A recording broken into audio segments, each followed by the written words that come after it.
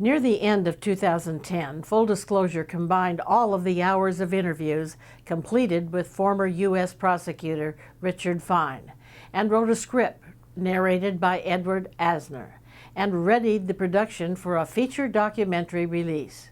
The one final scene needed was the reenactment of the intense moment in the courtroom where Dr. Fine accused Judge Yaffe of taking illegal payments from the LA County.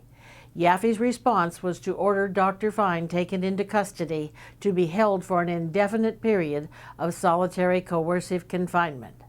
We petitioned the court to use that courtroom, Department 86, to video record a reading of that dramatic transcript in the very room where it occurred. After countless numbers of refusals, Full Disclosure sued the Los Angeles Superior Court. Federal Judge Manuel Riel of the California Central District summarily dismissed our case without a hearing. And so the public interest law firm Judicial Watch filed a petition with the Ninth Circuit Court of Appeals, requesting a hearing of our complaint. This Tuesday, the Ninth Circuit heard oral arguments in order to win our day in court. Paul Orphanides represented us in court. This is what they call a First Amendment case, isn't it? Yep.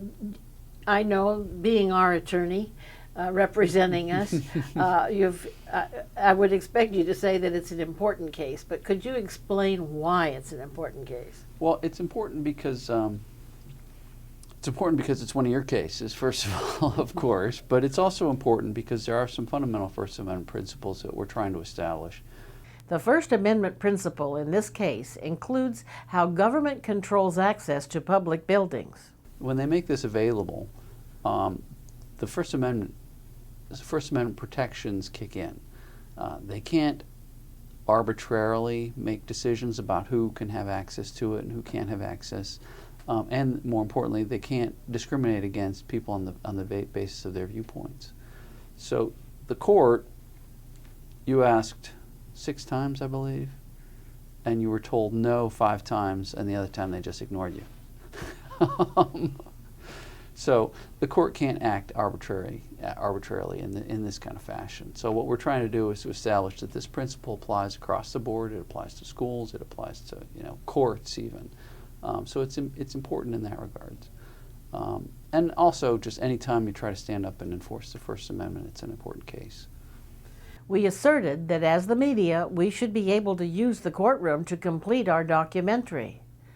Mr. Orphanides claimed the First Amendment goes even farther. When anyone wants to make use of one of these limited public fora is what they're called,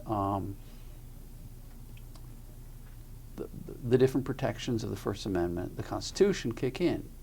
So it's not just a freedom of the press issue, it's a freedom of speech issue, it's a freedom of religion issue. There was an important freedom of religion issue case that we relied on quite a bit in our arguments, in which a school district was making its classrooms available to the public after hours. And some group of parents wanted to show a Focus on the Family, Dr. James Dobson video series in the classrooms after hours. The school district said, no, that's religious. We can't allow that. The Supreme Court said, yes, you have to allow it. That you can't, the school district can't discriminate on the basis of what someone is trying to do, how they're trying to make use of these public spaces. Once the door's been opened to their use, you can't discriminate against people on First Amendment grounds, freedom of religion grounds, media grounds. So it applies a lot more broadly than just to the media. What was it that they were so upset about not having us in that courtroom? What did they put in their reply brief, and what was the thrust of their main argument? It's even hard to conceptualize what some of them are, because I think some of them were just really gross misstatements of what it was you wanted to do in the courtroom. They talked about, they mischaracterized your wanting to have some witnesses who were present at the hearings from 2009 that you're interested in, that your documentary is about. you wanted to interview them and have them read from a transcript. We're talking about using the courtroom as a sound stage and having actors come in and doing historic reenactments. I mean, it's this hyperbolic, exaggerated language that really had nothing to do with your very modest request, really. I mean, they were objecting, saying, you want to turn this courtroom into a sound stage, and that's just not allowed. That was bunk. Well, so they made a factual argument that wasn't incorrect. Then they also started introducing all sorts of facts that weren't before the court yet. They were trying to argue that what you were doing was covering a case that was out of time, that had already finished, as opposed to what CNN had done. They were allowed in when the case was ongoing, and they were trying to make some sort of factual distinction. as you will hear in the following audio clip, the judges disagreed with the court's attorney.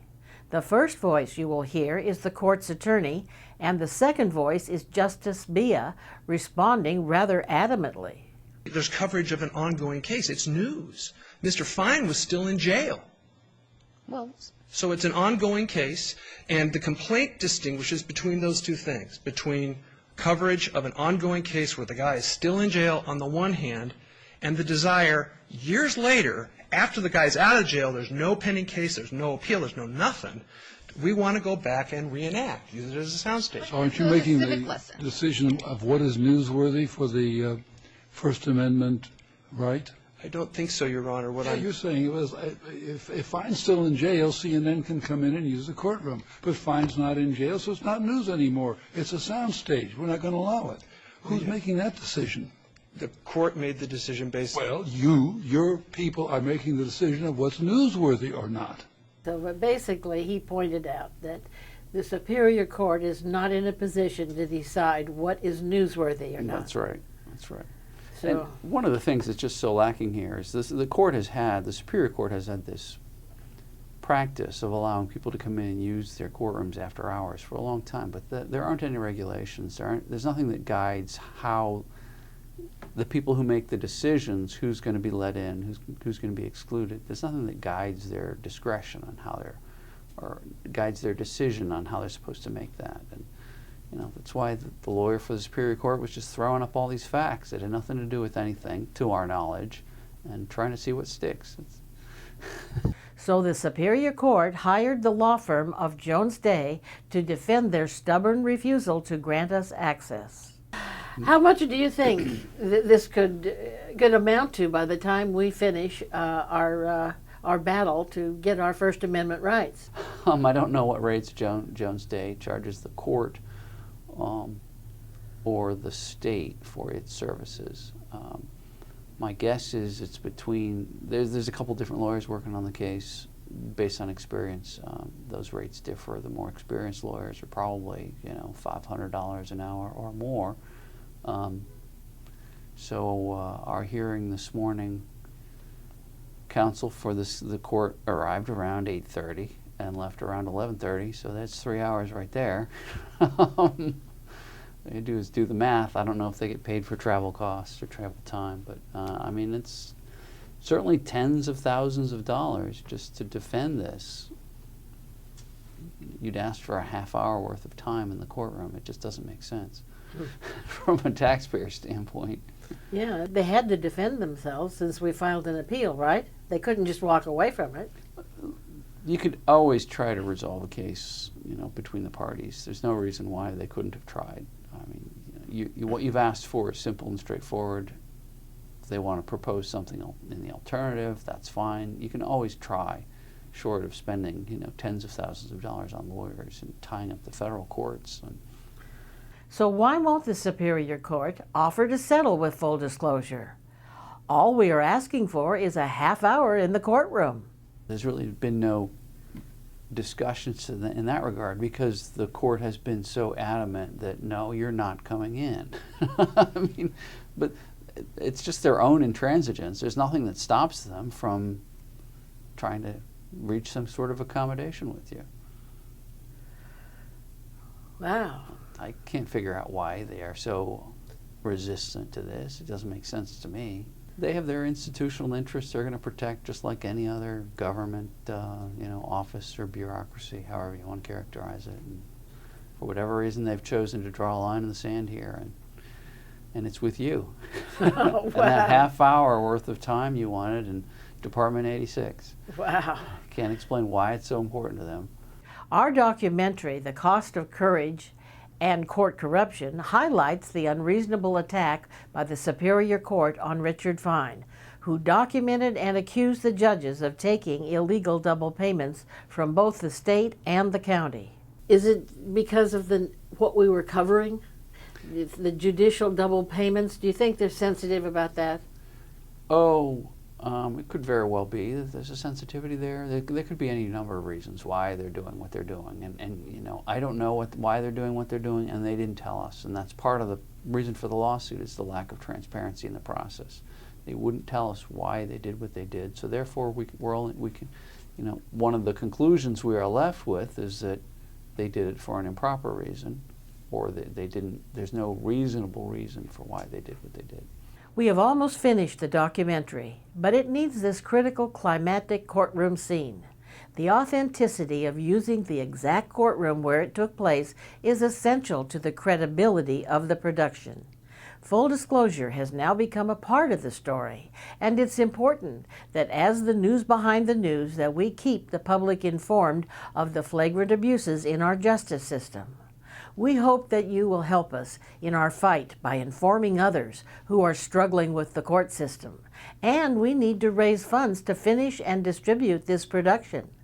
As a 501c3 tax-exempt organization, your donation will help us to distribute this most important documentary and to restore the integrity of our justice system. Please, if you'd like to make a contribution, please call me at 310-822-4449. I'm Leslie Dutton. Thank you.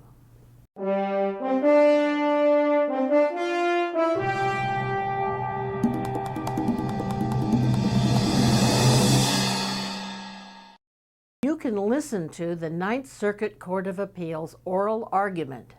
It was riveting and a spirited discussion. You can hear the whole 30 minutes from a link below.